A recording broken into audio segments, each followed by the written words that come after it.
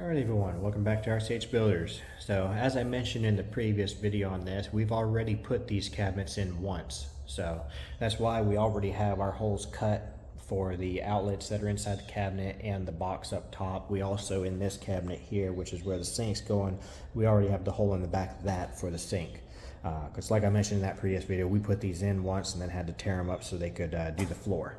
So we're going to go ahead and we're going to get started trying to put these back in place, trying to re-level them, re-shim them how we had them before. So, all right.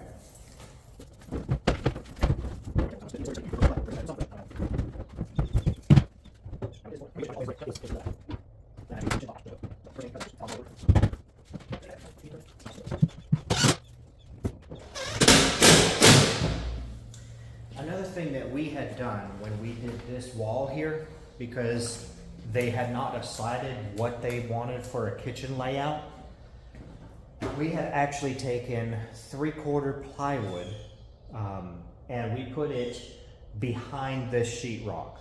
So we do not have to try to find a stud or anything. When we put all these screws in, we were able to put them actually in the full corners. We basically did blocking on the entire wall. That entire wall has 3/4 plywood behind it. So we can hit a solid surface to hold the cabinets in any location.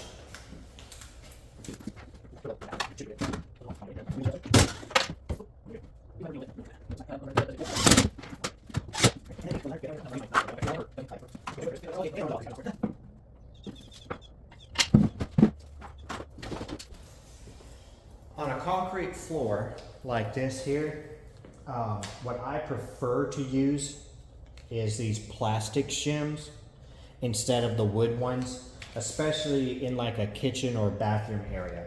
The reason being is because with, of course, plastic is not going to rot out. If water gets on this and gets underneath these cabinets, the plastic is going to last a lot longer than a wooden shim that's supposed to be holding up the cabinet that then rots out.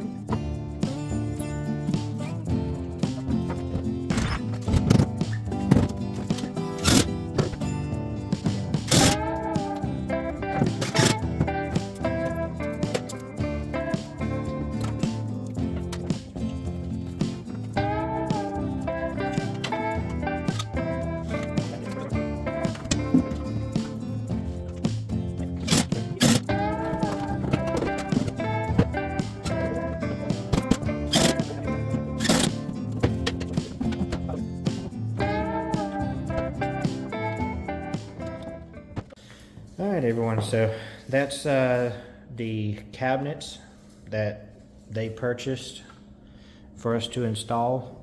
They came from a little discount store.